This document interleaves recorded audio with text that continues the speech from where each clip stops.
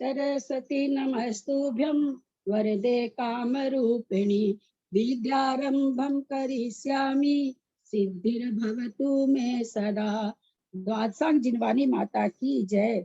सत्संख्या अनुयोग द्वार ग्रंथराज की जय। मुनि श्री प्रणम्य सागर जी महाराज की जय। अढ़ाई दीप में विराजमान सभी आचार्य उपाध्याय सब साधु के चरणों में नमोस्तु नमोस्तु नमोस्तु। सभी हारिका माता जी के चरणों में बंदामी बंदामी बंदामी। सभी छुल्लक छुल्लिका येलक के चरणों में इच्छामी इच्छामी इच्छामी। सभी प्रतिमाधारी के चरणों में ग्रुप में विराजमान अंजना जी सबके चरणों में वंदना वंदना वंदना। मुझे बाबू जी, निमिचंद भाई साहब, उमराव भाभी और भी जो पूज्य जन है सबका सादर चरण स्पर्श। सभी से सादर जय जिनेन्द्र। हम लोग अनुयोग द्वार नामक ग्रंथराज का स्वाध्याय कर रहे हैं, जो तत्वार्थ सूत्र का पहला सूत्र सत संख्या क्षेत्र स्पर्शन, उस पर मुनि श्री प्रणम्य सागर जी ने धवला पुस्तक 4 से विवेचन किया है। उसका स्वाध्याय करते हुए हम लोग सत संख्या क्षेत्र स्पर्शन काल 5 प्ररूपणाओं को समझ लिए हैं। छठी प्ररूपणा अंतर प्ररूपणा चल रही है। सभी प्ररूपणा 2 तरह से विवक्षित की गई हैं, ओघ और आदेश से। ओघ मतलब सबसे पहले गुण स्थान में बताई जाती है सभी प्ररूपणा। जैसे सत प्ररूपणा है तो सभी गुण स्थानों में सत मतलब अस्तित्व, जीवों का अस्तित्व, किन किन जीवों का अस्तित्व अथवा जीवों का सभी गुण स्थानों में अस्तित्व पाया जाता है, ऐसा हम सत में पढ़े। संख्या में हमने पढ़ा कि सभी जाति के जीव, जितने भी अनंतानंत जीव हैं, वो किस किस गुण स्थान में कितने कितने जीव हैं। क्षेत्र में हमने पढ़ा कि अगर एक जाति का एक जीव, जैसे देवगति का एक देव कितना क्षेत्र रोकता है, उसको लेकर के हम लोग जितने देव होते हैं, जिस जाति के देव 4 प्रकार के होते हैं, तो एक एक प्रकार के देवों का क्षेत्र हमने समझा। मनुष्य का क्षेत्र हमने 500 धनुष से, नारकियों का क्षेत्र हमने समझा था, तो हमने क्षेत्र समझा। सत संख्या क्षेत्र स्पर्शन हमने समझा। क्षेत्र वर्तमान निवास को कहते हैं। हम जहाँ अभी बैठे हैं वहां हम कितना घनांगुल अथवा कितना, क्योंकि क्षेत्र जब भी निकलता है, हम लोग पहले भी समझे हैं, किसी मनुष्य का अगर क्षेत्र निकालना हो तो क्या चीज में निकलेगा, वर्ग में निकलेगा कि घन में निकलेगा? घन में निकलेगा दीदी। घन का मतलब क्या? लंबाई, चौड़ाई और मोटाई। बहुत अच्छा, जैसे उदाहरण से समझाइए। जैसे अगर कोई चौकोनी आकृति है तो उसकी लंबाई लेंगे, चौड़ाई लेंगे और मोटाई भी लेंगे। आप अपनी अवगाहना से बताइए। अपनी लंबाई और अपनी कितने फीट लंबे, जैसे अपन 5 फीट लंबे है। हाँ, ऐसे बताइए। हाँ, 5 फीट जैसे लंबे है, और अपन चौड़ाई में कितने हैं तो समझ लो अपन 3 फीट है, और मोटाई में लेंगे तो 1 हाथ 1.5 2 जैसा भी होगा, उन सब का गुना करने पर। दीदी प्रणाम। हाँ, तो हमारी अवगाहना निकलेगी एक जीव की। तो उसमें हम लोगों ने क्षेत्र में इस तरह से क्षेत्र समझा जाता। स्पर्शन में समझा जाता है कौन सा जीव कहाँ से मरकर कितने आकाश के प्रदेशों को एक जीव स्पर्श करता है, और नाना जीव स्पर्श करते हैं। नाना जीव स्पर्शन निकालते हैं, एक भाव से निकल जाता है। बहुत सारे जीव आकाश के प्रदेशों को नाना जीव स्पर्श कर लेते हैं, लेकिन एक जीव सारे आकाश के प्रदेशों को पंच परावर्तन करते हुए बहुत सारी पर्याय से गुजरता है, तब कर पाता है। एक जीव कभी भी एक पर्याय में, जो 343 घन राज्यों में जितने आकाश के प्रदेश, कुछ आकाश के प्रदेश हम लोग पढ़े थे जिसका क्या नाम दिया गया था, अगम्य। अगम्य मतलब जहां जीव की पहुंच ही नहीं है, विग्रह गति में भी उस क्षेत्र से होके जीव नहीं जाता है। ऐसे कुछ अगम्य क्षेत्र हैं जिनको अगम्य कहा गया। उन क्षेत्रों को छोड़ करके एक जीव कब स्पर्श करता है, तो बहुत सारी पर्याय में स्पर्श कर पाता है सारे लोकाकाश के प्रदेशों को। लोकाकाश का प्रदेश कितने हैं? संख्यात प्रदेश। लोकाकाश के प्रदेश कितने हैं? असंख्यात आएंगे। असंख्यात प्रदेश है, असंख्यात। असंख्यात है, मैं गलत बोली, असंख्यात प्रदेशों को एक तब स्पर्श करेगा, बहुत सारी पर्यायों को धारण करेगा, तब करेगा। हमने ऐसे लोकाकाश के सारे प्रदेशों को अनंतों बार स्पर्श किया है। हम सूक्ष्म निगोदिया भी बने हैं, जो कि बिना आधार से तीनों लोक में कहीं भी पाए जाते हैं। और सूक्ष्म एक इंद्रिय जीवी, पृथ्वी कायिक, जल कायिक, वायु कायिक, अग्नि कायिक भी एक वनस्पति कायिक जीव ऐसा है जो आधार से होता है। पांचों एक इंद्रिय को समझिएगा, वर्णन कई बार आ गया है, लेकिन थोड़ा सा यहाँ पर आ गया तो फिर से हम समझ लेते हैं अपने लोग। वनस्पति कायिक जब भी पाया जाएगा, किसी के आधार से ही पाया जाता है। और सूक्ष्म पृथ्वी कायिक, जल कायिक, वायु कायिक और अग्नि कायिक जीव तीनों लोक में ठसाठस भरे हैं। तो क्या वनस्पति कायिक नहीं है? निगोदिया वनस्पति है। प्रत्येक वनस्पति किसी न किसी आधार से ही रहती है। जो साधारण वनस्पति को भी निगोदिया ही कहा गया है। एक बार निगोद को हम लोग समझते हुए क्या समझे थे? सभी साधारण वनस्पति, एकदम बहुत धीरे धीरे बोल रहे हैं, लिख भी सकते हैं, सभी साधारण वनस्पति निगोदिया ही हैं, पर सभी निगोदिया वनस्पति कायिक नहीं है। समझ में बात आ रही है? जितने साधारण वनस्पति वो तो निगोदिया ही हैं, लेकिन कोई पूछे कि भाई निगोदिया जीव खाली वही है क्या जो साधारण वनस्पति, वही है क्या निगोदिया? तो आचार्य कहते हैं वे निगोदिया ही हैं, पर सारे निगोदिया साधारण वनस्पति हैं, ऐसा नहीं है।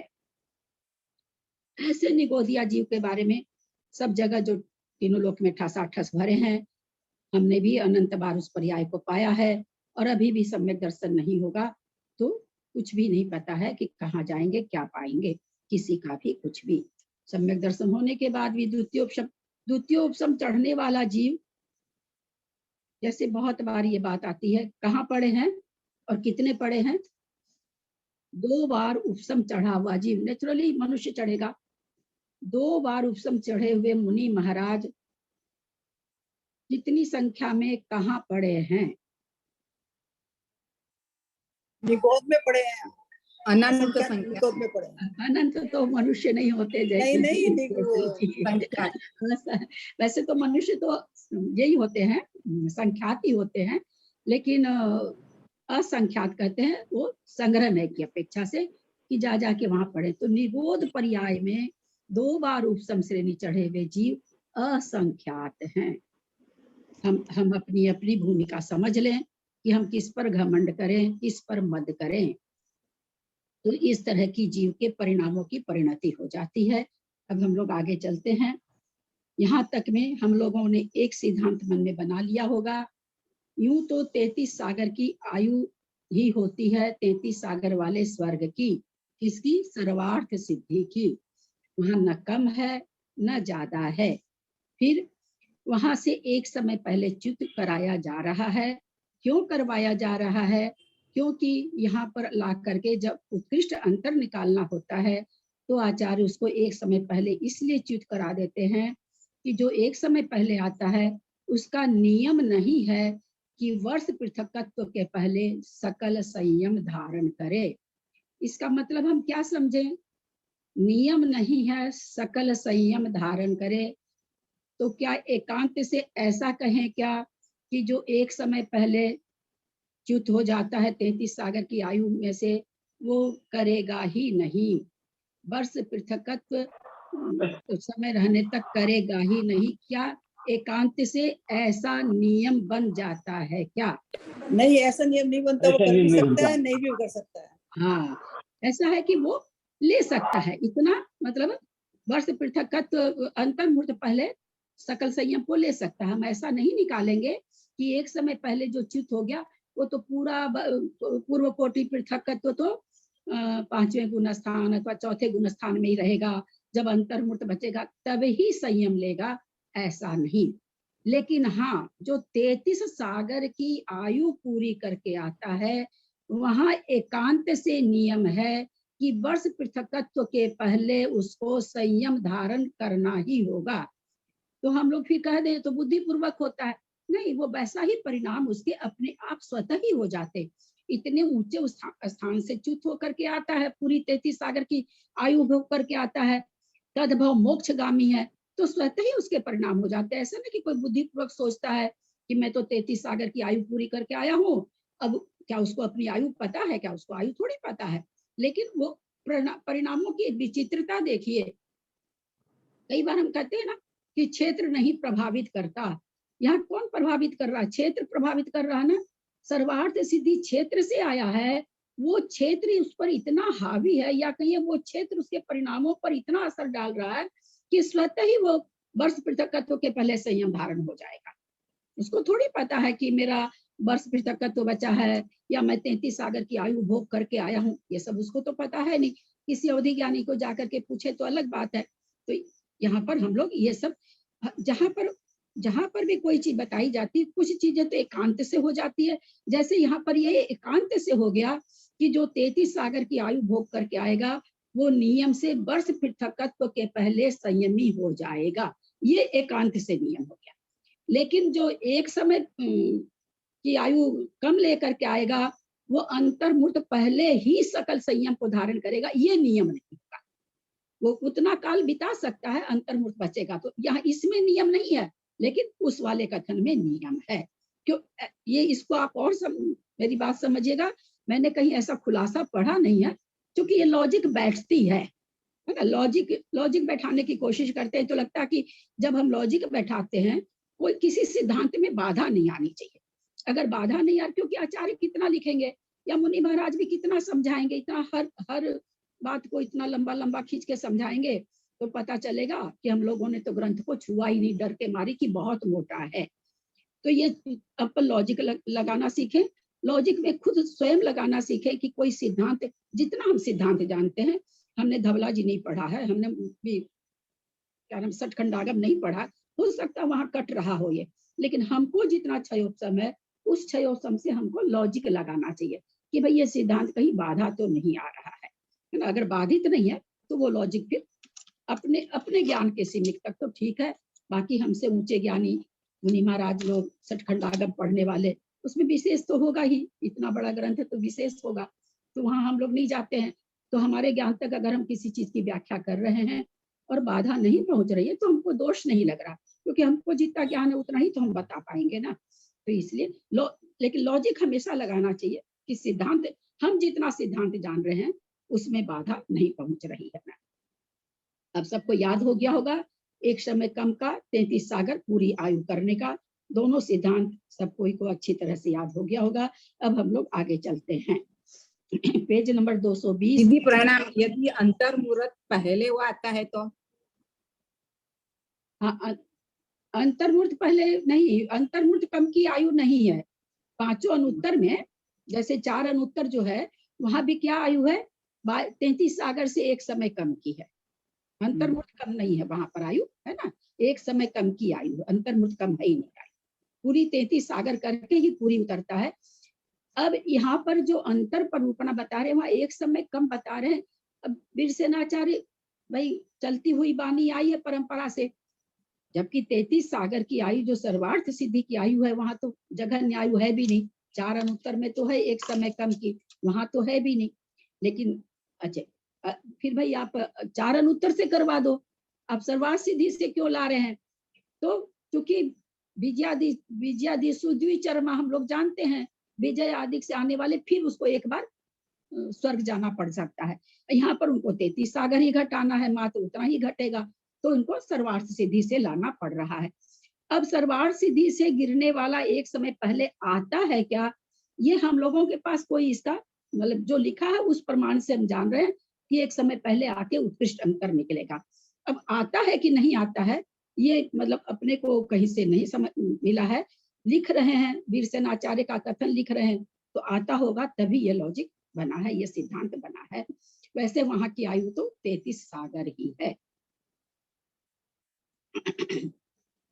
Page number 220। और कोई शंका हो तो पहले पूछना, कोई भी चीज। अभी तक 220 पेज में कहीं पर का भी कुछ भी वक्तव्य समझ में नहीं आ रहा हो किसी का, आप लोग घर में पढ़िए, जहां नहीं समझ में आ रहा हो अंडरलाइन करिए, आप लोग सब कोई स्वतंत्र हैं कहीं से भी कुछ समझने के लिए। 10-5 दिन में खत्म हो जाएगा तो पुनः इस चीज को लेना मुश्किल हो जाएगा। और तिबारा लेंगे तो पहले बार में तो बहुत लोग थे, दोबारा में बहुत कम हो गए। तिबारा में पता चलेगा जिनको बहुत शौक है वही 2-4 लोग बचे हैं, है ना। तो इसलिए तिबारा लेना ठीक नहीं रहेगा। मेरे को तो कहेंगे तो मैं तो ले दूंगी। अच्छा अभी मेरे को 100 बात याद हुई है, तिबारा पढ़ाऊंगी तो 150 बात याद हो जाएगी। मेरे लिए तो कोई खराबी है नहीं। तो आप लोग थोड़े कहीं भी आप लोग ना 10-10, 20-20 पेज रोज पढ़िए। जहां पर भी नहीं समझ में आता है आप लोग दूसरे दिन पूछ सकते हैं, सबको ही पूछ सकते हैं। बीना जी, त्रिशला जी, जयश्री जी, मंजू, जो जिनको भी पूछना हो आप पूछ सकते हैं। अब हम लोग चलते हैं पेज नंबर 220 में। क्या चल रहा है, कौन सी मार्गना चल रही है? अवधि ज्ञान मार्ग चाहिए ना, ज्ञान मार्ग।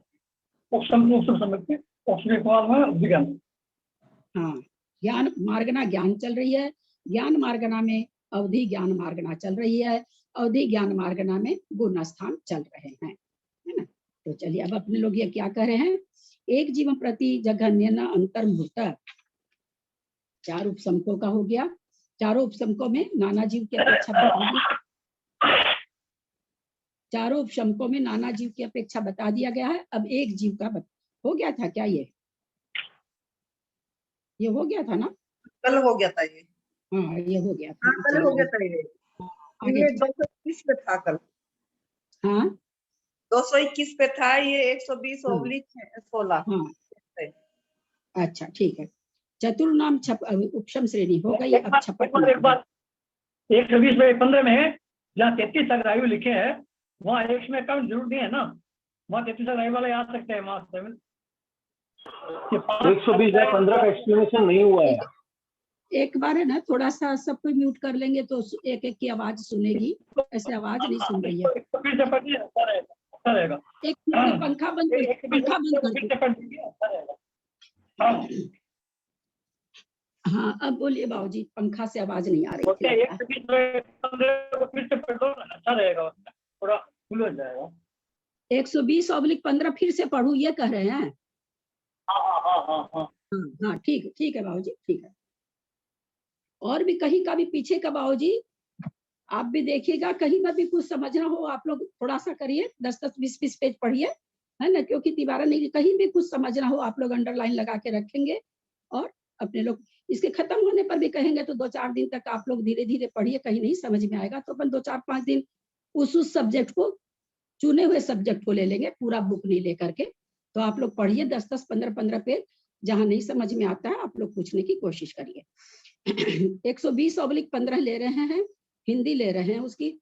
इन्हीं का, किनका? इन्हीं का मतलब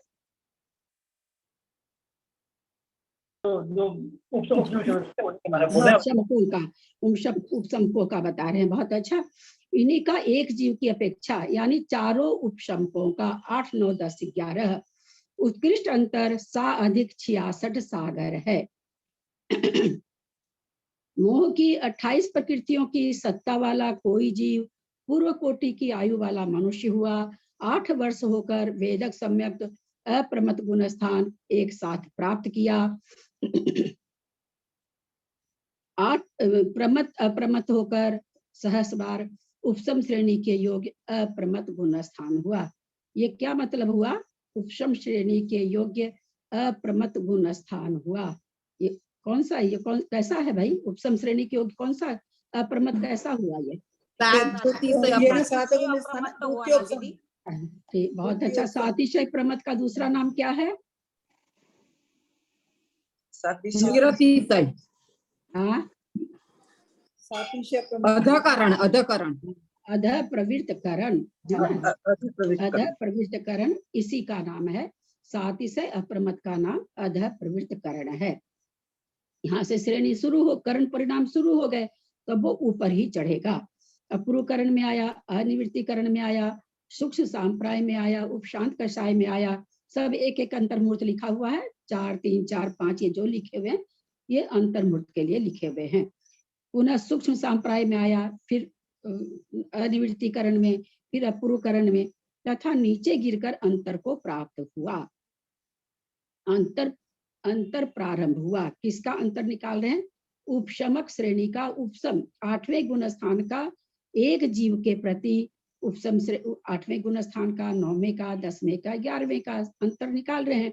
अब एक जीव पहले 11वें गुण स्थान चला गया, अब नीचे आया, अब तो अपने मन में ये आता ना कि भाई जैसे 7वें से चढ़ा, या क्यों कंफ्यूज हम लोग होते हैं, मैं भी शुरू बार पढ़ी थी तो कंफ्यूज हुई थी। 7वें से ऊपर चढ़ा, नीचे आ गया, तुम्हारे दिमाग में क्या हो तो गया अंतर, 7वें से गया ऊपर, 7वें में आ गया, तो हमको 7वें का अंतर थोड़ी निकालना है, हमको अंतर निकालना उपसम श्रेणी का। तो हम वापस उसको उपसम श्रेणी चढ़ाएंगे तब तो, उपशमकों का उतरते हुए का नहीं निकालना है, उतरता हुआ देखिए एकदम समझने की जब हम केवल 8वें गुण स्थान श्रेणी का अंतर नहीं निकालते हैं ना, केवल 8वें गुण स्थान का अंतर निकालते हैं, तो क्या करते हैं, चढ़ाए 9 में, 10 में, 11 में, फिर 10 में, 9 में, 8 में लाए, निकल गया अंतर। अंतर समझिएगा दोनों कथन में, इसीलिए थोड़ा सा ये सब्जेक्ट ये हो जाता है। जब हमको केवल कहना भाई 8वें गुण स्थान का अंतर कितना है, मैं 8वें गुण स्थान में चढ़ा, वापस मैं 8वें गुण स्थान में पुनः कब दिखूंगा, यहाँ श्रेणी नहीं है, श्रेणी है, श्रेणी का अंतर नहीं है। तो 8वें गुण स्थान में चढ़ते समय गया, अंतर्मूर्त में वापस आ गया, तो 8वें गुण स्थान में वापस आ गया, तो अंतर हो गया अंतर्मूर्त।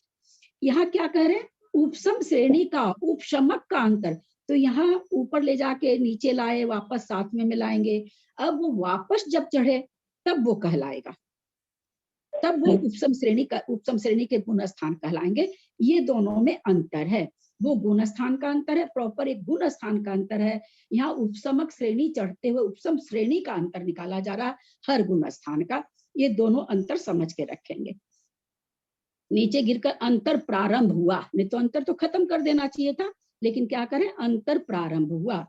कुछ कम पूर्व कोटि प्रमाण संयम का पालन कर मरा, संयम में रहा, पूर्व कोटि की आयु लेके जन्मा है, वो चाहे भरत क्षेत्र में जन्मे और चाहे एरावत क्षेत्र में जन्मे, चौथे काल में पूर्व कोटि की आयु होती है सभी जगह, और भरत एरावत में नहीं और किसी काल में यहाँ रहा तो विदेह क्षेत्र में जन्म ले लिया, तो संयम का पालन करके मरा। अब हम लोग सभी जानते हैं कि संयम के साथ ही देव की उत्कृष्ट आयु का बंध कहाँ होता है, कब होता है, कल मैंने कहा था, याद है, छठे गुण स्थान जाते वक्त।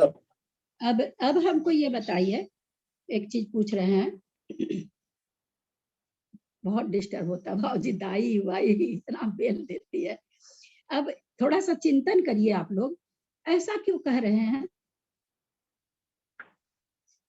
हाँ, उनका परिणाम बहुत ज्यादा विशुद्ध हो रहा है ना, विशुद्ध परिणाम के कारण से आयु का बंध उत्कृष्ट बंध हो रहा है। नहीं, देवायु का बंध छठे गुण स्थान तक ही होता है। हम देवायु के बारे में ऐसे नहीं कर, हम कहे कि ऐसा क्यों कह रहे हैं वो कि भाई उत्कृष्ट आयु का बंध यहाँ पर होता है। जैसे हम ये तो नहीं लिखे हैं, मैं जो कह रही हूँ कि छठे से 7वें में जिस समय कोई जीव जा रहा है तो देवायु का उत्कृष्ट बंध करता है। भाई आइए, अरे उसको मना किए थे तो बोलती हम घर जाके थोड़ी आएंगे। एक थोड़ा सा 5 मिनट आप लोग आपस में चर्चा करिए, मैं 5 मिनट में आ रही हूँ। ठीक है।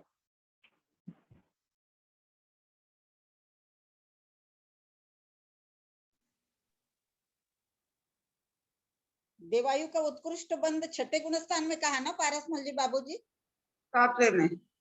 7वें में कहा क्या? मैं सुन नहीं पाई। नहीं, शायद मुझे तो ऐसे समझ में आया, छठे से 7वें में जाते समय।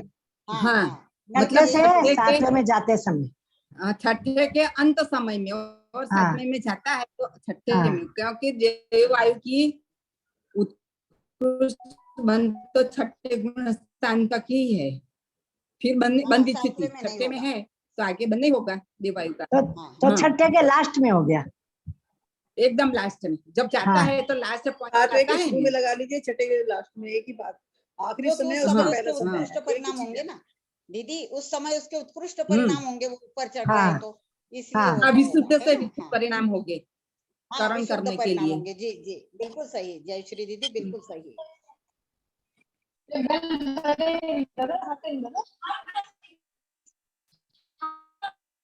उपसम श्रेणी 2 बार वो कैसे चढ़ सकता है एक भाव में? कौन सा पेज में आया है अभी? तो अकाटे नियम में, क्योंकि इसमें वाणी में आया है तो जैसे तो सम्यक तो वो तब ग्रहण करेगा, तो एक बार होके असंख्यात साल तक उपशम होता ही नहीं दोबारा सम्यक ग्रहण। तो जब उसे दूसरा सम्यक नहीं, दूसरी बार नहीं करने का वो उपशम श्रेणी, वो दूसरी बार कैसे चढ़ जाएगा उसी भाव में? प्रथमोपशम की बात नहीं हो रही, द्वितीयोपशम की बात हो रही है। प्रथमोपशम नहीं करेगा, द्वितीयोपशम कर लेगा। द्वितीयोपशम ही तो कह रही कि वो दोबारा कर लेगा, मतलब जैसे पहले वो उपशम श्रेणी से गिर गया वो नीचे, और फिर वो दोबारा सम्यक ग्रहण करके दोबारा चढ़ जाएगा वो ऊपर दोबारा श्रेणी में एक भाव में। छुटा उसका सम्यक तो है, उसे श्रेणी से तो गिरा वो, श्रेणी से ही तो गिरा। उपशम कहाँ छुटा उसका? उपशम तो है ही, मतलब सम्यक तो है ही। सम्यक उपशम श्रेणी से गिरा है वो, सम्यक उसके पास है। क्या शंका है? क्या शंका बोलिए। दीदी नंबर कितना है? जो हाँ। श्रेणी से गिर गया और एक भाव में वो 2 बार श्रेणी पे चढ़ सकता है, तो हाँ। वो दूसरी बार कैसे उपशम सम्यक कर लेगा? मतलब वो तो कहते हैं ना कि एक बार उपशम सम्यक होने के भाग तक उपशम नहीं होता। वो प्रथमोपशम के लिए है। द्वितीयोपशम एक बार एक भाव में मनुष्य 2 बार चढ़ सकता है। यहाँ तो खैर चढ़ा भी नहीं रहे हैं आप जो कह रहे हैं, यहाँ तो वो मरण करा करके देव में भेज रहे हैं, क्योंकि उनको उत्कृष्ट अंतर निकालना है। लेकिन कोई भी जीव उपशम श्रेणी से अगर गिरता है, 7वें गुण स्थान में आके पुनः वो अपने को संभाल लेता परिणामों से और फिर 3 करण करने लग जाता है, तो वापस वो अंतर्मूर्त के बाद ही चढ़ जाएगा। ऐसा नहीं कि उसको बहुत समय लगाना पड़ेगा। अंतर्मूर्त में परिणाम भी शुद्ध होंगे और पुनः वो श्रेणी चढ़ सकता। एक भाव में 2 बार चढ़ सकता। उपशम श्रेणी हम लोग को सबको पता है मनुष्य चढ़ता है, इसलिए गति तो बताने की जरूरत नहीं है। एक भाव में मनुष्य 2 बार चढ़ सकता है। पूरे संसार काल में 4 बार चढ़ता है, उसके बाद नियम से मुक्त हो जाता है। आज जो हम लोग कहते हैं कि 2 बार उपशम श्रेणी चढ़े हुए असंख्यात जीव निगोद में पड़े हैं, ये नहीं कहा जाता कि 4 बार उपशम श्रेणी चढ़े हुए जीव निगोद में पड़े हैं। ऐसा नहीं कहा जाता, क्योंकि 4 बार उपशम श्रेणी चढ़ने वाला मोक्ष चला जाएगा, है ना। तो इसलिए जब भी बोला जाता है तो कहा जाता, क्योंकि एक भाव में 2 बार उपशम श्रेणी चढ़ सकता है। दीदी प्रणाम। 2 बार वो उपशम श्रेणी चढ़ने के बाद ऐसे कौन से परिणाम करता होगा जो निगोद में ही चले जाता है दीदी? क्यों जो अपन किसी दूसरे का क्यों देखे विजया जी? हम लोग बैठे रहते हैं बहुत अच्छी तरह से, अभी स्वाध्याय कर रहे हैं। अभी हमारी मेड आई है काम करने के लिए, अभी देखिए वो एक कप फोड़ दे, देखिए मेरा क्या होगा हाल। मेरा कोई म्यूट हो गई म्यूट हो गया। बदली नहीं किया, परिणाम बदला नहीं। तो परिणामों की क्या कहानी? परिणाम तो बहुत जल्दी किसी भी अच्छे परिणाम को लाने में 3 करण परिणाम करने पड़ते हैं। पर देखिए गिराने के लिए कोई करण परिणाम नहीं करने हैं, बहुत आसानी से नीचे आ जाते हैं। ऊंचे जाने के लिए 3 करण परिणाम करो, है ना। तो वही चीज है। उत्कृष्टता पाने में बहुत मेहनत करना पड़ती है ना दीदी, उत्कृष्टता पाने में, और निकृष्टता तो 1 सेकंड में आ जाती है। अरे उत्कृष्टता छोड़िए, उत्कृष्टता तो विजया जी बहुत ऊंची चीज हो गई। थोड़ी सी भी शुद्धि बढ़ाने में हम लोग को तो ताकत लग रही है, बहुत मेहनत। हाँ, थोड़ी सी भी शुद्धि नहीं बढ़ पाती है, बढ़ती नहीं, उसके पहले घट जाती है। ताकत लगा के थोड़ी सी बढ़ाओ, एक क्षण में नीचे आ जाती है। तो हम लोग जैसे शायद बीना जी को शंका हो रही थी, किसको हो रही थी, एक भाव में कोई भी मनुष्य उपशम श्रेणी से 11वें से 7वें में आया, अंतर्मूर्त के बाद वापस उपशम श्रेणी मांड सकता है। छायिक सम्यक दर्शन करके भी दोबारा उपशम श्रेणी मांड सकता है। हाँ, लेकिन वो कहाँ तक गिरेगा? नीचे गिरेगा तो ज्यादा से ज्यादा गिरेगा तो 4थे गुण स्थान तक। वो निगोद फिगोद में नहीं जाएगा, वो जीव तो देव में जाएगा, आके मोक्ष चला जाएगा। चलो अब इसको पढ़ते। अभी आप कहेंगे कि भाई 2 बार उपशम श्रेणी चढ़ा के अंतर निकाल देना चाहिए था, है ना। 7वें में लाए, वापस ले जाके अंतर निकल जाता। क्योंकि उत्कृष्ट अंतर लाना है, इसलिए उसको मरण करा के देव में भेजा जा रहा है 33 सागर की आयु में। ऐसा मतलब ऐसा अंतर भी, इससे हम क्या समझे कि ऐसा ही अंतर होता है। ऐसा अंतर हो सकता है ऐसा भी कि कोई जीव इस तरह से इतने वर्षों तक और क्या नाम है इतने समय तक सम्यक्त में रह करके और उपशम श्रेणी का अंतर कर सकता है, ऐसा है। करे ही कोई जरूरी नहीं है। अधिक तथा बताया ना दीदी, अधिक से अधिक बता रहे हैं।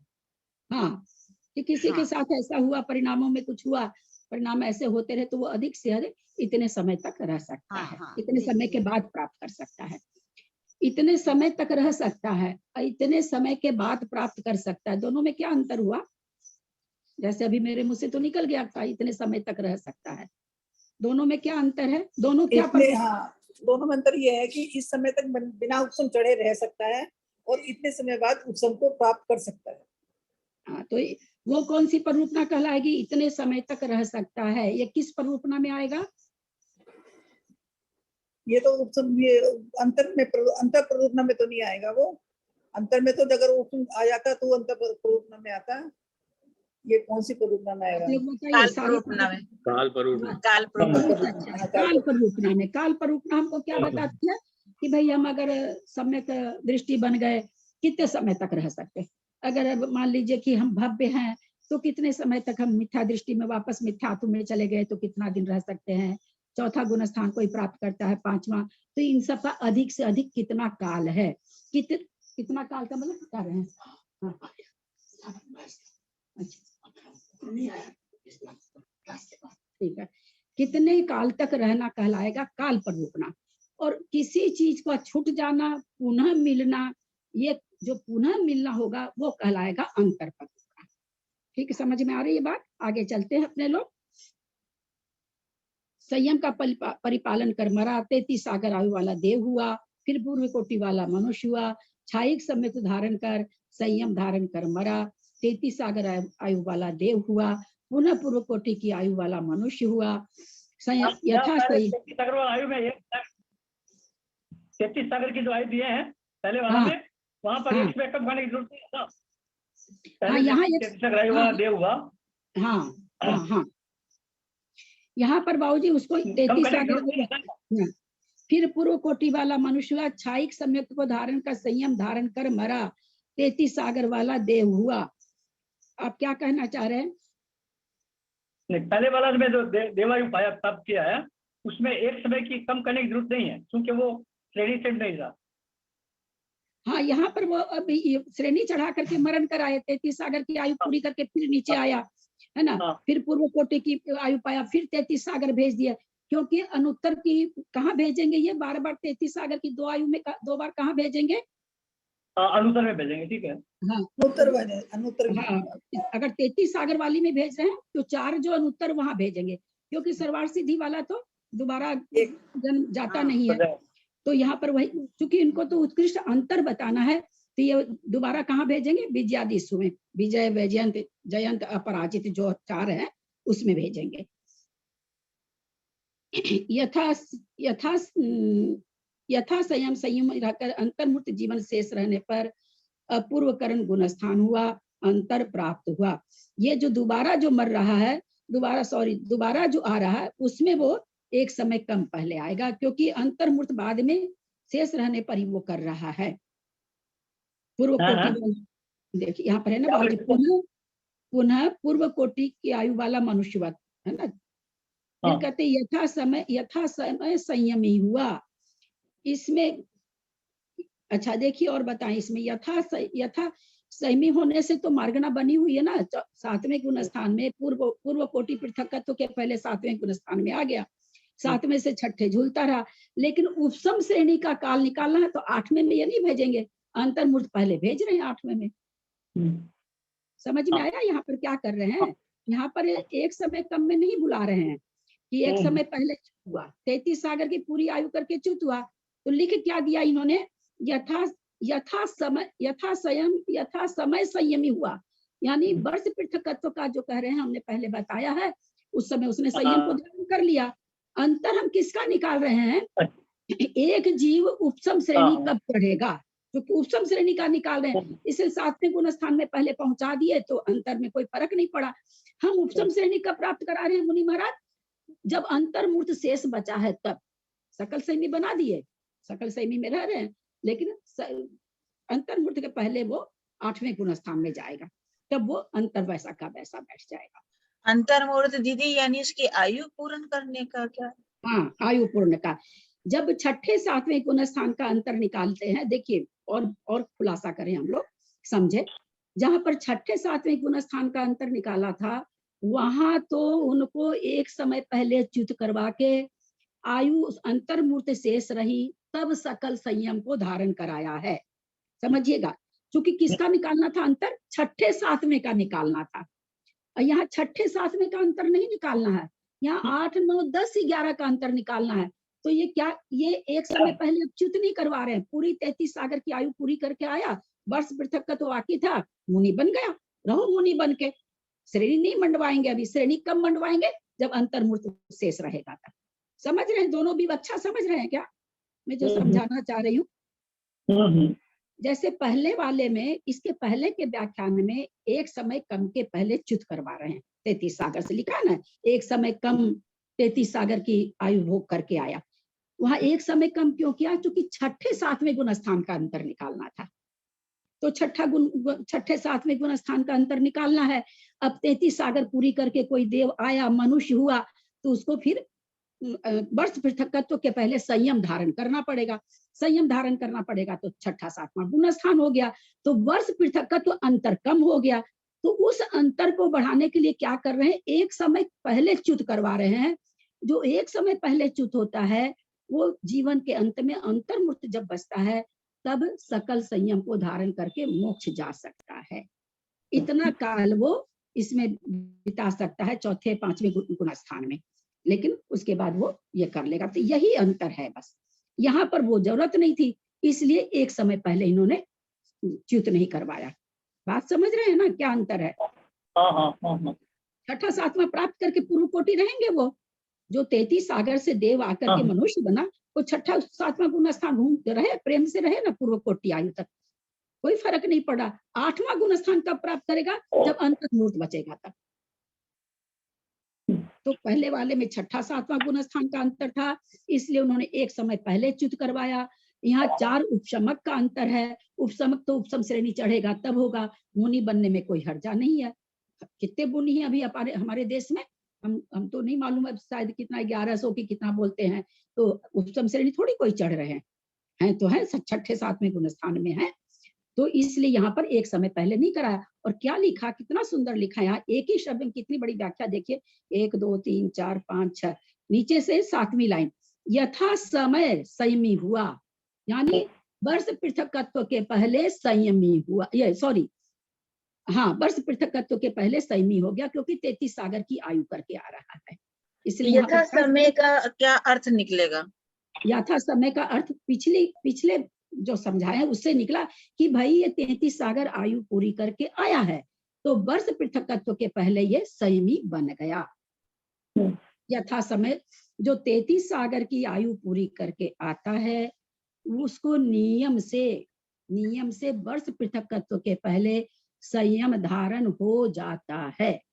और जो एक समय पहले च्युत हो जाता है, वो वैसे तो कभी भी कर सकता है, ऐसा कुछ नहीं है, लेकिन अंतर्मूर्त पहले भी संयम को धारण कर सकता है। वैसे संयम धारण करने की कोई बाधा नहीं है, उसके परिणाम होंगे ही नहीं, ऐसा नहीं, लेकिन ऐसा हो सकता है कि वो संयम को धारण न करे, अंतर्मूर्त पहले करे। लेकिन जो 33 सागर की आयु पूरी करके आता है, उसको नियम से वर्ष पृथकत्व के पहले ही संयम के परिणाम हो जाएंगे। यही दोनों में अंतर है। ये जो सवाल जिससे हमारे तीर्थंकर आए हैं, उन्होंने इतने साल रहे हैं, तो वर्ष पृथक का हिसाब लग गया होगा। मतलब जैसे उन्होंने इतने दिन राज्य भोगने के बाद में दीक्षा ली है, संयम लिया है, और सर्वार्थ सिद्धि से आए हुए हैं। हमारे 4 तीर्थंकर सर्वार्थ सिद्धि से आए हैं। तीर्थंकरों की तो बात छोड़ दी, उनकी तो दिव्य ध्वनि कीर्ति है, उनको तो और उनका तो नियम है कि कितने बरस तक उनको विहार करना ही पड़ेगा, वो मोक्ष जा ही नहीं सकते, उनका तो और बंधन है। क्योंकि उन्होंने क्या भावना भाई थी, ऐसा क्यों होता है? उन्होंने भावना भाई थी कि इतने लोग दुखी हैं, इनका हे भगवान कैसे सुखी हो जाएं। तो वो सुखी कैसे होंगे? आप उपदेश देंगे तब तो, आपकी दिव्य ध्वनि खीरेगी तब तो वो उन्होंने अपने आप को बांध लिया उसमें, इसलिए उनकी तो दिव्य ध्वनि खीरनी जरूरी है। इसलिए हम लोग जो इन कथनों में कभी भी तीर्थंकर भगवान को नहीं घटाएं। तीर्थंकर भगवान की तो अलग ही क्लास चलती है, उनका तो और दूसरी तरह का है। ये सामान्य अपने हम लोगों के जैसे मनुष्यों का कथन है ना। इसमें तीर्थंकर प्रकृति उन्होंने कहीं पर भी नहीं लिया कि तीर्थंकर के साथ ऐसा होता है। वो एक अद्भुत प्रकृति है, तीनों लोक में डंका बजाने वाली प्रकृति है, नामकरण की प्रकृति होकर के भी अद्भुत प्रकृति है। तो बाहुबली भी तो सर्वार्थ सिद्धि से ही आए ना। हाँ, बाहुबली तो दोनों सर्वार्थ सिद्धि से ही आए ना। हाँ, वो तो 9 ग्रह के ऊपर जो भी हैं सब सम्यक दृष्टि हैं, सभी सम्यक दृष्टि है। सर्वार्थ सिद्धि तो बहुत ऊंची चीज हो गई, वो तो एक भवातारी हो गए, लेकिन 9 अनुदिश से भी सम्यक दृष्टि ही आते हैं। ये दोनों अंतर समझ में आया ना आप लोग को? यथा समय यहाँ पर लिखा, सबको समझ आ गया ना? एक समय पहले कोई अगर आता है तो वो अंतर्मुर्त पहले संयम को धारण कर सकता है। कब अंतर्मुर्त? पहले अपनी पूरी आयु का अंतर्मुर्त बचेगा तब। पहले भी कर सकता है, लेकिन वो उसके परिणाम चौथे पांचवें गुण स्थानवर्ती चलते रहेंगे, परिणामों में भी शुद्धि नहीं आएगी। कब आएगी? जब अंतर्मुर्त काल बचेगा तो, क्योंकि उसको मोक्ष तो जाना ही है। सर्वार्थ सिद्धि से उतरा है, चाहे अनुत्तर से उतरा तो 2 भव हो गया तो जाना तो है ही है। तो उसको अंतर्मुर्त पहले वैसे परिणाम बनेंगे, वैसी विशुद्धता बनेगी। लेकिन जो पूरी 33 सागर की आयु पूरी करके जो देव आते हैं, उनको वर्ष पृथकत्व यानी 3 से 9 वर्ष के पहले ही नियम से उनके भाव वैसे बन जाएंगे। वो सब नियम से, वहां नियम नहीं है, वहां उतना समय तक नहीं बन सकता है परिणाम। एक समय कम वाले को हो सकता है कि वर्ष पूर्व कोटि पृथकत्व तक रहा, अंतर्मूर्त शेष बचा, तब उसके संयम के परिणाम आए, हो सकता है ऐसा भी होता है। लेकिन जो पूर्व कोटि की 33 सागर की आयु भोग करके आते हैं, उनको नियम से वर्ष पृथकत्व के पहले सकल संयम धारण करने के परिणाम हो जाएंगे। आ गया समझ में? कोशिश तो मैं करी, अब बहुत तरह से बहुत बार हो गया। अब तो अभी भी नहीं समझ में आया तो पूछ लीजिएगा, संकोच मत करिएगा, कभी भी स्वाध्याय में संकोच नहीं करना चाहिए। दीदी मैंने यथा समय के आगे लिखा है, जो 33 सागर की आयु पूर्ण करके आया हुआ जो जीव है, नियम से वर्ष पृथकत्व यानी 3 से 9 मास से पहले नियम से संयम धारण करेगा ही करेगा। ये ठीक लिखा है? ओ अच्छा, हम किताब में खोज रहे हैं, सॉरी। हाँ, फिर से सुनाइए एक बार। यथा समय का मैंने आपसे अर्थ पूछा था ना कि यथा समय का, तो उसका मैंने ये लिखा है, जो 33 सागर की आयु पूर्ण करके जीव आया है, वह नियम से वर्ष प्रकथत्व यानी 3 से 9 मास पहले संयम धारण करेगा ही करेगा। मास नहीं, वर्ष। अच्छा, वर्ष पूरे संयम धारण करेगा ही करेगा। और जो एक समय कम 33 सागर की आयु के लिए आया हुआ जीव है, उसके लिए ऐसा कोई नियम नहीं है कि पहले वो अंतर्मूर्त पहले संयम धारण करेगा। और नहीं, उसका ऐसे लिखिए, एक समय कम 33 सागर आयु वाला जो च्युत हुआ देव, वो आयु का अंतर्मूर्त पहले तक भी सकल संयमी नहीं बन सकता है, ऐसे लिखिए। वहां तक नहीं बन सकता लिखिएगा, वो अंतर्मूर्त पहले संयम को धारण करेगा। पर अंतर्मूर्त पहले संयम को अंतर्मूर्त पहले ही संयम को, यहाँ ही नहीं लगाना है, वो एक लास्ट सीमा है कि अंतर्मूर्त बचा आयु का, तब वो नियम से कर लेगा। इतनी पूर्व कोटि की आयु उसने चौथे गुण स्थान में बिता दी अथवा 5वें में बिता दी। जब अंतर्मूर्त शेष रहा तो उसको मोक्ष तो जाना है, 2 बार जाके आ गया अनुत्तर विमानों में, तो वो अंतर्मूर्त पहले ही सकल संयम लेकर के, और जो 6-7 अंतर्मूर्त लगते हैं, छोटे छोटे अंतर्मूर्त सब मिला के भी एक अंतर्मूर्त, और छोटे छोटे अंतर्मूर्त जब करते हैं तो 7 अंतर्मूर्त लेते हैं अपने लोग 7वें गुण स्थान से, कई जगह आ गया, उतने में वो मोक्ष चला जाएगा। तो यानी कोई ऐसा जीव जो एक समय पहले च्युत हो गया, उसके परिणाम अगर सकल संयम के नहीं हो तो कब तक नहीं हो सकते हैं? उसकी आयु का अंतर्मूर्त काल शेष रहे तब तक नहीं हो सकते, फिर नियम से सकल संयम होगा ही होगा। तो क्या वो जान रहा नहीं? वैसे परिणाम उसके हो जाएंगे, वैसी विशुद्धि अपने आप ही हो जाएगी। कर्मों में इतना हल्कापन आ जाएगा। कैसे हो जाएगा? क्योंकि कर्म हल्के हो जाएंगे, सत्तागत कर्म हल्के हो जाएंगे, कसाय की चौकड़ी हल्की हो जाएगी, कसाय की चौकड़ी का उदय खत्म हो जाएगा, स्वंजलन कसाय का उदय आ जाएगा, तो प्राप्त कर लेगा सकल संयम। सब तो कसाय के ऊपर है, मिथ्यात्व तो अब उसके पास है नहीं। खाली कसाय के चलते वो बंधा हुआ, तो ऐसा स्वतः ही हो जाता है, किसी को पता थोड़ी चलता है, कोई बुद्धिपूर्वक थोड़ी, बुद्धिपूर्वक हम द्रव्य संयम धारण करते हैं अंदर जो। और ये कथन की, ये जितना भी अपने कथन चलता है, कर्मकांड जी है, चाहे जो भी बड़े बड़े ग्रंथ है, सब भाव संयम की बात है ना। द्रव्य संयम, यद्यपि छठा सातवां गुण पांचवा गुण स्थान द्रव्य संयम भी होना, एक चौथा गुण स्थान है जिसके लिए कहा जाता कि उसका कोई पहचान नहीं है। पांचवें गुण स्थान की कौन चाहिए? अच्छा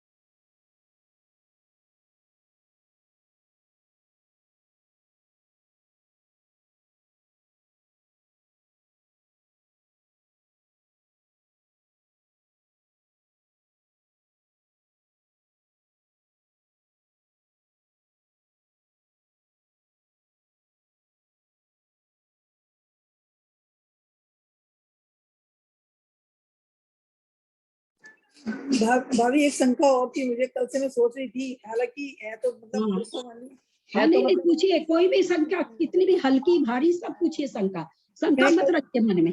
कल मैं ये सोचती रही पूरे दिन कि आपने बताया प्रत्याख्यान का तीव्र उदय होने पर पहले विख्यात गुण स्थान में जीव चला जाता है, तो अनंतानुबंधी तो दूसरे गुण स्थान में जाएगा। लेकिन मैं ये सोच रही थी कि अनंतानुबंधी मिथ्यात के उदय में तो अनंतानुबंधी और ये तीनों जो दर्शन मोहिनी के उदय में आती है तो मिथ्यात में जीव होता है, और जो अप्रत्याख्यान का तीव्र उदय होने पर तो देश संयम ही होना चाहिए, मतलब तो ये कैसे बैठा कि प्रत्याख्यान के तीव्र उदय में मिथ्यात गुण स्थान में चला जाएगा, ये मुझे कुछ समझ नहीं आया। नहीं, एक मिनट, जैसे ये जो आता है कि चौथा गुण स्थान से पहले गुण स्थान में जाता है, तो भाई कैसे जाता है? अगर हम कह दें कि अनंतानुबंधी के उदय से जाता है, तो वो जीव कहाँ है? चौथे गुण स्थान में। अब चौथे गुण स्थान में हम अनंतानुबंधी का उदय कैसे करा सकते हैं? करा ही नहीं सकते ना।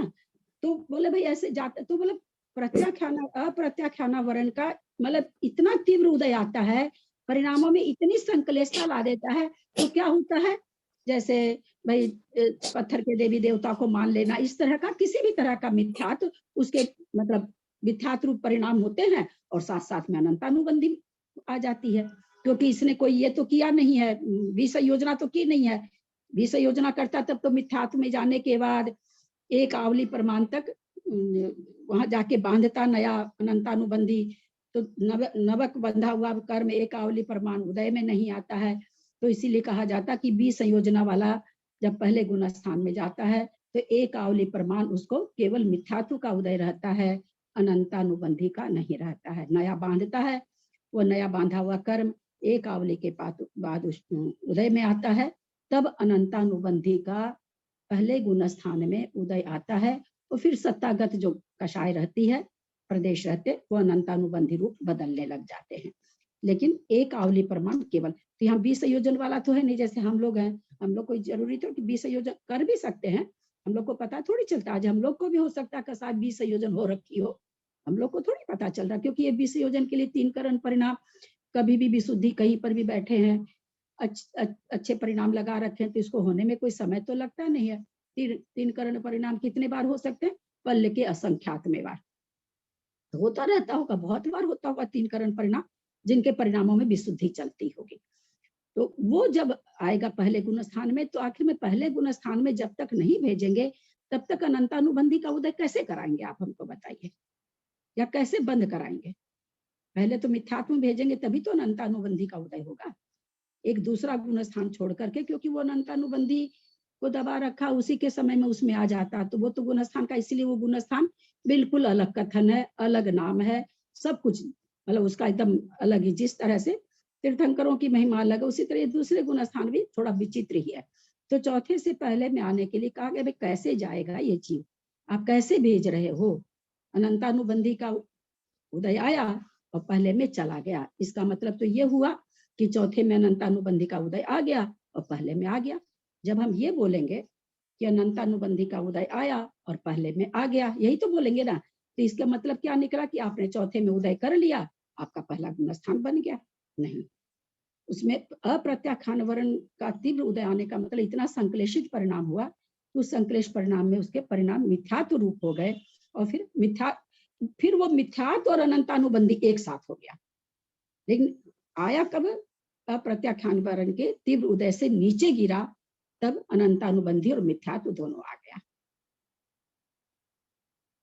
समझ आ गया। एक चीज बताओ, एक प्रश्न मेरा, अनंतानुबंधी का विषय योजन कर लिया जिस जीव ने और जिसने समय तो फल प्राप्त किया है, उन दोनों में, दोनों का ही काम तो वही है ना।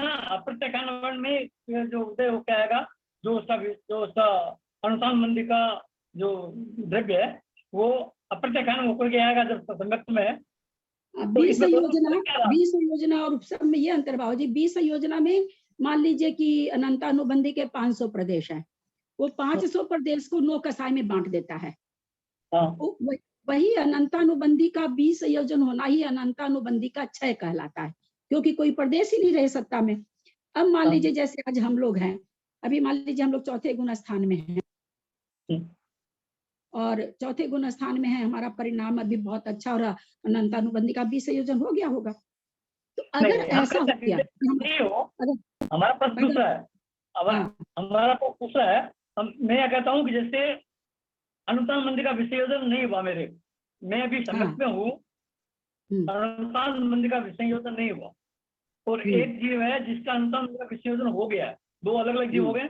अब उसको दोनों के ही जब तक वो अप्रत्याख्यान वर्ण में है तब तक उनका अनंतानुबंधी का जो द्रव्य है वो अप्रत्याख्यान होकर के आ रहा है।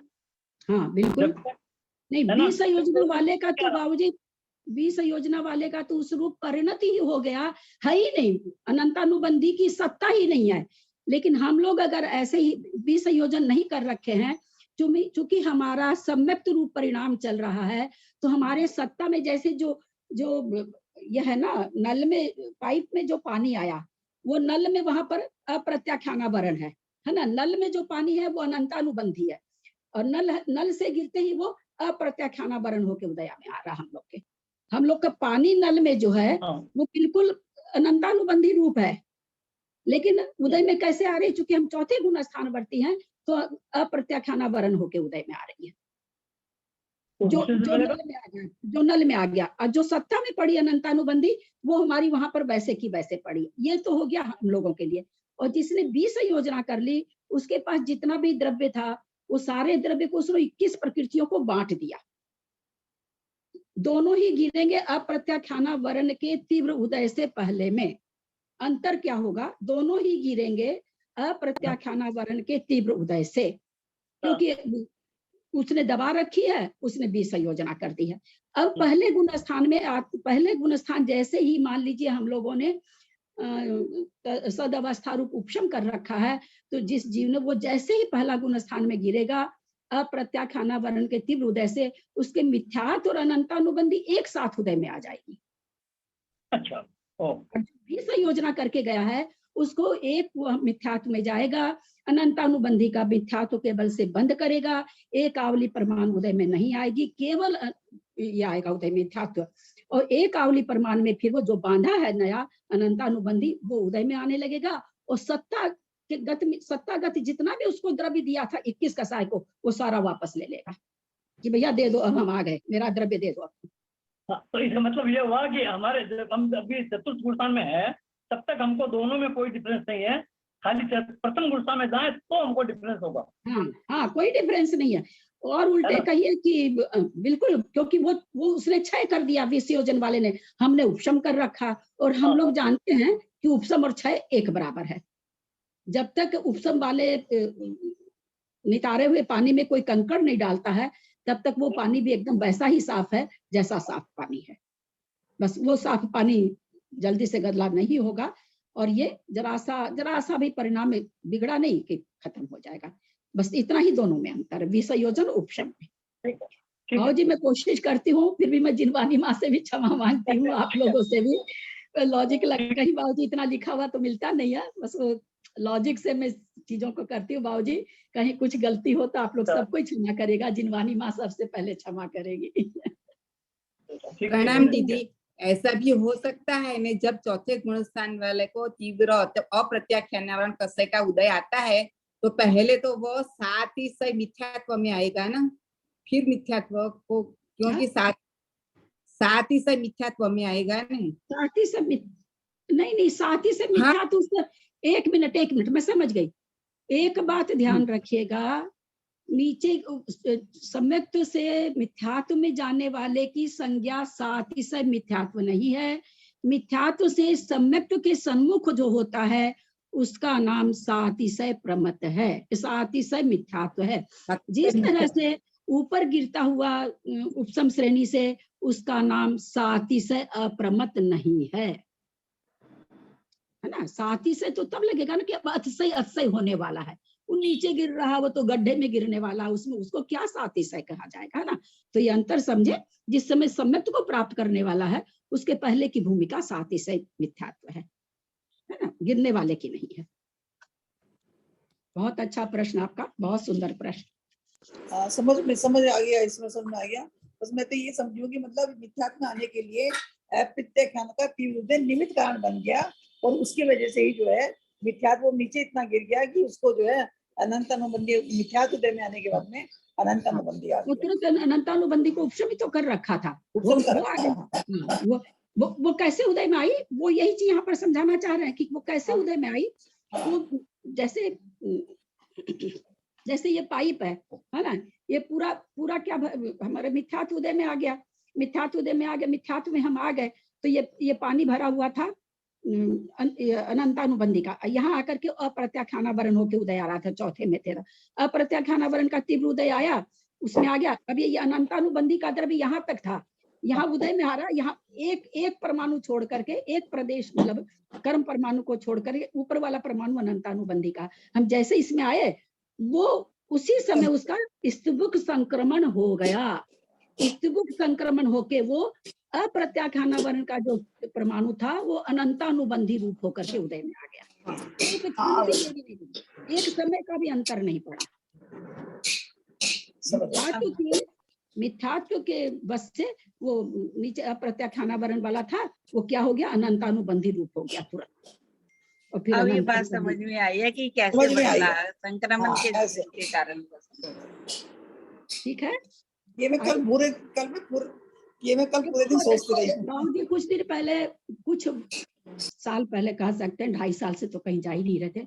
मैं उनसे पूछी, अपूर्व सागर जी से, महाराज जी नहीं पकड़ में आता है निषेक कुशेक, बेचारे समझाए भी बाबूजी, कागज पर करे भी, मेरे बाबूजी कुछ पल्ले नहीं पड़ा, कुछ भी पल्ले नहीं पड़ा, एकदम नया पैसा पल्ले नहीं पड़ा बाबूजी।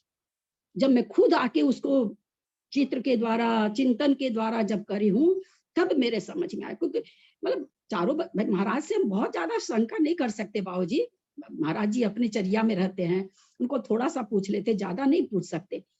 हम लोगों को चाहिए कि खूब खोल के बताएं, एक एक प्रदेश बताएं, उतना महाराज के पास थोड़ी समय हमारे लिए। तो कुछ भी नहीं समझ में आया था बाबूजी। आज जब स्वयं से करी ना, तब सारा लॉजिक आया दिमाग में, सारी चीज आई कि ये ऐसे होता होगा, ऐसे विज्ञान इसमें बैठेगा, तब जाके समझ में आया। सुनी बहुत सारा, ये सब सुनी, बहुत बढ़िया कोशिश की है महाराज जी, बिल्कुल बना के करके, मेरे कुछ नहीं पल्ले पड़ा बाबूजी कि क्या कहते हैं क्या नहीं कहते हैं। इसका भी बाबूजी क्षयोपशम भी जब होना रहता है ना, तभी होता है। तब एक बार बोलने से हो जाता है, नहीं तो 100 बार समझाओ तो भी नहीं होता है। कर्म तो हमारे बांधे हुए हैं ना। चलिए अब 120/16 ले ले, कोई प्रश्न नहीं है। अरे बाबा 10:51। आज अब आप लोग है ना, हाँ आप लोग 2-4-5 दिन पढ़िए, मैं पुनः आप लोगों से अनुरोध करके कहती हूँ, आप ही लोग के लिए कहती हूँ, आप लोग 10-10, 15-15, आज आप लोग सब कोई 25 पेज पढ़ेंगे। उस 25 पेज में जिसको भी कोई शंका जहाँ पर हो, कल आप लोग पूछेंगे। हम लोग पूरा शंका का निवारण करके ही ग्रंथ को खत्म करेंगे। कोई भी शुरू शंका के 25 पहले से 25 या शुरू के बीच की? पहले से 25 रोज आप लोग पढ़ेंगे। आप ज्यादा पढ़े तो मुझे और अच्छा रहेगा, क्योंकि फिर मेरे को समय मिलेगा। लेकिन नहीं, कम से कम 25 तो आप लोग पढ़िए। उसमें जहां आप लोग को नहीं समझ में आ रहा है वहां अंडरलाइन, क्योंकि पूरा ग्रंथ तिबारा लेने का मतलब नहीं बनता है। जहां आप लोग को समझ में नहीं आ रहा, आप लोग 2, 4, 5 दिन, 7 दिन, 1 सप्ताह शंका करिए। हमको कहीं जाना नहीं है, कोई कोर्स पूरा नहीं करना है। हम लोग को बहुत समझ के ही आगे चलना। जितना इस सबको समझेंगे उतना आगे के ग्रंथ हमको ज्यादा समझ में आएंगे। जितना हम यहाँ पर छोड़ देंगे आगे फिर हम लोग को परेशानी होगी, है ना। इसलिए कोई भी हड़बड़ नहीं है। आप लोग पेज को पढ़ें और शंकाएं जो भी हो। आज आप लोगों ने बहुत सारी शंका की, मुझे भी बहुत अच्छा लगा। कहीं भी कुछ भी नहीं समझ में आता, पूछिए ना, 5 बार मैं पूछिए, अपना दीदी सोचती मेरा ऐसा अंतराय कर्म का है। पहली बार मैंने बीच में से ज्वाइन किया था आपको, तब पूरा नहीं हुआ था। अब दूसरी बार ऐसा कर्म उदय में आया कि ग्रंथ पूरा काफी छूट गया। अब ज्वाइन करा दोबारा से। होता है, अभी मेरा भी बहुत छूट रहा है। 2-3-4 महीने से, जब से वो इनका हार्ट का ऑपरेशन हुआ तब से मेरा सब कुछ छूट रहा है। कुछ भी नहीं कर पा रहे हैं, डेली का भी कुछ नहीं कर पा रहे। होता है, जितना पहले समझा था, सिद्धांत समझे थे, वो फिर दिमाग में से ना वो हो गए, दोबारा उसको समझने में टाइम लग रहा है। दीदी आपने जो पीडीएफ भेजी है ना अलौकिक गणित की, यही वाली निकालनी है ना प्रिंट आउट अपने को? हाँ हाँ जी जी। तो दीदी ये प्रकाशन कहाँ का है, अगर हम वहां से नहीं, प्रकाशन ये प्रकाशित नहीं है। अच्छा, प्रकाशित अभी नहीं हुई है, क्योंकि जिन्होंने निकाला वो बस पीडीएफ ही भेज रखे हैं। मैंने भी पहले पूछा था। तो बहुत होगी, वो बहुत हार्ड है। हाँ है ना, बहुत हार्ड होगी, बहुत हार्ड है। बहुत हार्ड भी याद रहने की। हार्ड तो बाबूजी ऐसे है ना याद कि हम लोग तो अगर मैं अपनी बात जानती हूँ बाबूजी, मेरे को तो आप लाख रुपया गिनने दे दीजिए, शाम तक नहीं गिन पाऊंगी। मैं रखूंगी फिर भूल जाऊंगी, रखूंगी फिर भूल जाऊंगी, रखूंगी फिर। मैं इतनी कमजोर हूँ बाबूजी इस मामले में। जैसे आप मान लीजिए मेरे को 99,000 रुपया दे दिया, है ना। अब आप उसके बाद अगर हमको दूसरे दिन कहे मैं तुमको तो 97 दिया था, मेरे को दो, मैं हाँ ठीक है 97 था आपका। आप कहेंगे नहीं 99 था, हाँ 99 था। मतलब मैं इतनी भूलती हूँ बाबूजी रुपया, इतनी भूलती हूँ कि मैं क्या बताऊँ, एकदम नहीं याद होता है मेरे को। तो अब वो इतनी सी छोटी संख्या भूलती हूँ मैं। हमारी दाई अभी है ना 4 दिन जाएगी पहला बैसाख में। हम इसको 10 बार पूछ लिए किस किस तारीख को जाएगी, फिर भी अभी मेरे से पूछे कि कब जाएगी, मेरे को याद नहीं है। मेरा ये हाल है। और उतनी बड़ी बड़ी संख्या, लेकिन बाबूजी समझ में नहीं आने के बाद भी आनंद बहुत आता पढ़ के। ऐसे लगता है कि देखो ऐसी ऐसी चीजें हैं। हाँ, ये इतना नया विषय, नया विषय तो खरा ही, लोग नाम ही नहीं सुने। मैं बहुत से लोग तो कहते हैं हम लोग नाम ही नहीं सुने। वो बात नहीं बाबूजी, मैं तो जैन धर्म की महिमा आती है कि मेरे को तो, चूंकि मैं बाबूजी बचपन में भी बहुत धर्म पढ़ी हुई हूँ। मेरा जो सांख्य मत तो मैं बहुत ज्यादा पढ़ी हुई हूँ। वैसे ऐसे कि न्याय उस समय तो सारे ही मत पढ़े थे, जिसमें सांख्य मत में बहुत गहराई से पढ़ी थी। कहीं हम लोग को ये विवेचन नहीं मिला बाबूजी, एक नया पैसा नहीं मिला हमको बचपन में ये विवेचन। क्या जैन धर्म है, बाप रे बाप। वो बिल्कुल साइंटिफिक है बाबूजी। वो पढ़ते हुए महसूस होता कि हाँ ऐसा है। हम लोग को नहीं समझ में आया अलग बात है, लेकिन हाँ ऐसा है। क्या मतलब भाव भाषणा होती बाबूजी। मैं नहीं कहूंगी कि मैं आप लोग को समझा दूंगी, मेरे को खुद को ही नहीं समझ में आ रहा तो समझा क्या दूंगी। लेकिन जितना भी सब समझाएंगे, हम तो पहले ही कह दिए भैया अनंतमा भाग मान के चलिए।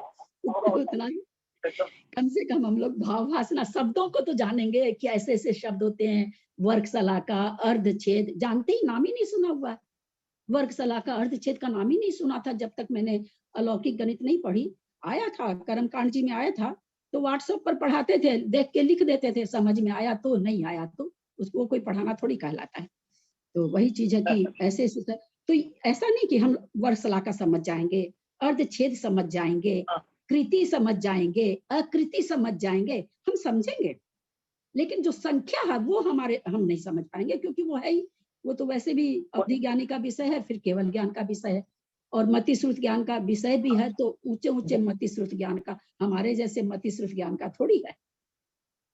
एक लाइन में अगर एक शब्द ठीक आता है, है तो जितना हम समझेंगे उतना अच्छा। हाँ नहीं बाबू जी, हाँ हाँ बहुत अच्छा, बहुत भाव भासना होती है बाबू जी, मैं तो देखी हूँ, बड़ा अद्भुत लगता है, रोमांच होता है, एकदम रोमांच होता है कि ऐसा है, ऐसा है, हाँ, कभी जाने ही नहीं थे, बहुमान कभी होता है, सुने, बहुमान होता है। बहुत बहुमान होता है बाबू जी। जैन अपने धर्म के प्रति, अपने तीर्थंकर के प्रति, उनकी दिव्य ध्वनि के प्रति बहुत बहुमान होता है, और मन में आता है कि हाँ ऐसा केवल ज्ञान हम प्राप्त करें तो हमको ये चीजें प्रकट में दिखेगी, एकदम अंदर से ऐसी आकुलता होती है कि अरे बात जल्दी से केवल ज्ञान प्राप्त करें ना, तो हमको समझ में आ जाएगा सारी चीज, अभी तो हमको समझ में नहीं आ रही, एकदम अंदर से बेचैनी होती है कि जल्दी से इस चीज को प्राप्त कर लें। तो कर्मों की निर्जरा तो होती ही होगी, जब ऐसी भावना होती होगी तब। तो इसलिए हम लोग जितना सा भी समझेंगे, है ना, एकदम मतलब ये दिमाग में रखिएगा कि बहुत बहुत बहुत अल्प समझेंगे, लेकिन समझेंगे बिल्कुल, एक एक शब्द जितना हमको आता है उतना तो हम दिमाग में डाल के ही आगे बढ़ेंगे। तो बाकी तो देखें जब समय आएगा तब क्या होगा। यदक्षमात्रा पदवाक्यहीनं मया प्रमाद्यादि किंचनोक्तं तन्मे क्षमित्वा विदधातु देवी सरस्वती केवल बोधलब्धि बोधि समाधि परिणाम शुद्धि स्वात्मोपलब्धि शिव सौख्य सिद्धि चिंतामणिं चिंतित वस्तु दाने त्वं वंदमानस्य ममास्तु देवी। जावानी के ज्ञान ते सुझे लोकालोक सोवानी मस्तक चढ़ो सदा दे तू दो। हे जिनवानी भारती तो ही जपू दिन रहे जो तेरा शरण आ गए सो पावे सुख चैन। देव भजू अरहंत को गुरु से हो निर्ग्रंथ दया धर्म पालू सदा यही मोक्ष का पंथ। द्वादशांग जिनवानी माता की जय। 9 बार नमोकार।